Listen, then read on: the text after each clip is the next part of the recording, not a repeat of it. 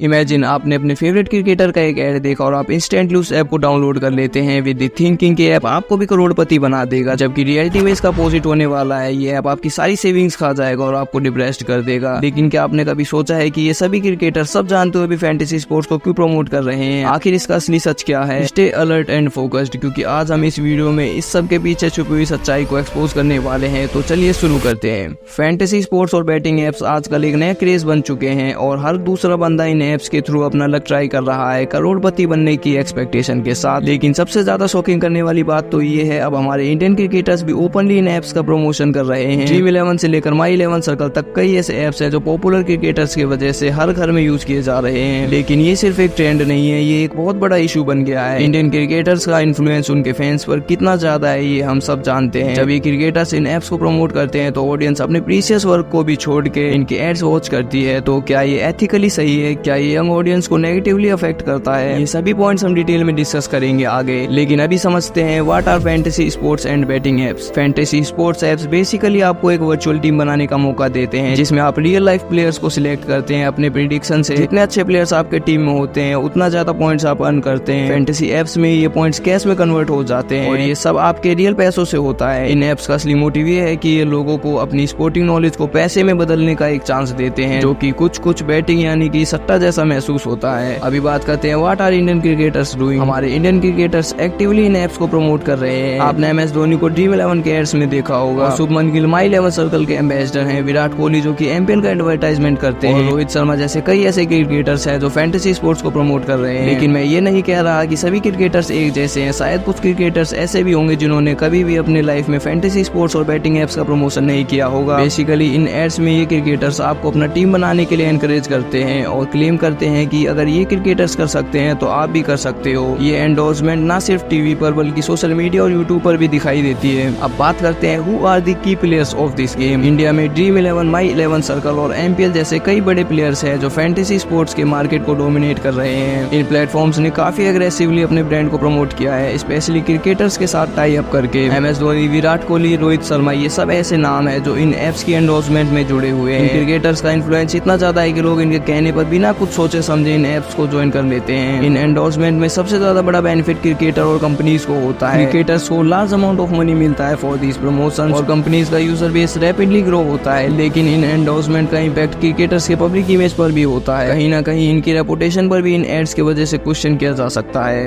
अब बढ़ते हैं आगे और बात करते हैं why do Indian cricketers promote fantasy sports and these apps. सबसे पहला रीजन ऑब्वियसली फाइनेंशियल है। इन एंडोर्समेंट से क्रिकेटर को काफी ज्यादा पैसा मिलता है, जो कि इनके इनकम का एक सिग्निफिकेंट पार्ट बन चुका है। ये सब कुछ कॉन्ट्रैक्ट और स्पॉन्सरशिप डील्स के थ्रू होता है, जिसमें क्रिकेटर्स को स्पेसिफिक डिलीवरेबल दिए जाते हैं, जैसे कि एड्स में अपीयर होना, सोशल मीडिया पर पोस्ट करना, एटसेट्रा। ये प्रमोशंस क्रिकेटर के ब्रांड बिल्डिंग स्ट्रेटजी का भी एक हिस्सा है, जिससे उनकी मार्केट वैल्यू बढ़ती है और उनकी होने वाली डील्स भी ग्रेट हो जाती है। लेकिन ये कॉन्सर्न तब बड़ा होता है जब हम देखते हैं कि ये cricketers indirectly gambling related content को प्रमोट कर रहे हैं। फैंटेसी स्पोर्ट्स और बैटिंग एप्स का जो मॉडल है वो एक तरह से गैम्बलिंग जैसा दिखता है, जिसमें आप अपने रियल पैसों को रिस्क पर लगाते हैं। इसका सबसे ज्यादा इम्पैक्ट यंग ऑडियंस पर होता है, जो कि इंडियन क्रिकेटर्स को अपना रोल मॉडल मानते हैं। इसका लीगल लैंडस्केप भी इतना क्लियर नहीं है, जिससे और भी प्रॉब्लमेटिक बन जाता है। लेकिन कई लोगों ने इस फैंटेसी स्पोर्ट्स के खिलाफ केस भी फाइल कराया है, पर हमारे लॉ एंड ऑर्डर का कहना है कि ये सभी एप्स रूल्स एंड रेगुलेशंस को फॉलो करते हैं। ये सभी स्किल बेस्ड गेम्स है, ना कि इलीगल बैटिंग जिसे बैन कर दिया जाए। अब बात करते हैं when did this trend start. ये ट्रेंड एक्चुअली शुरू हुआ था अराउंड 2015 के बाद, जब फैंटेसी स्पोर्ट्स का कॉन्सेप्ट इंडिया में पॉपुलर होना शुरू हुआ। लेकिन इसका मेजर बूस्ट आया IPL की पॉपुलैरिटी के साथ, जिसमें ड्रीम 11 ने अपने एग्रेसिव मार्केटिंग से सबको पीछे छोड़ दिया। ये टर्निंग पॉइंट था जब इंडियन क्रिकेटर्स ने भी इन एप्स के साथ टाई अप करना शुरू किया और आज ये ट्रेंड हर बड़े टूर्नामेंट के साथ और बढ़ता जा रहा है। आपने कभी ना कभी इन इंडिया ऐसे कई और लोगों को तो देखा ही होगा जिन्होंने मात्र कुछ रुपए लगाए और करोड़ों के इनाम जीत लिए। वैसे तो ये सभी फैंटेसी स्पोर्ट्स के मार्केटिंग स्ट्रेटजी का पार्ट है, ये लीगली बोले जाने वाला एक झूठ है। अब बात करते हैं इन प्रमोशंस की विजुअलिटी और शोइंग पैलेस के बारे में। इन प्रमोशंस का main focus TV ads, YouTube और सोशल मीडिया प्लेटफॉर्म्स पर होता है। आप IPL या किसी भी मेजर क्रिकेट इवेंट के दौरान देखेंगे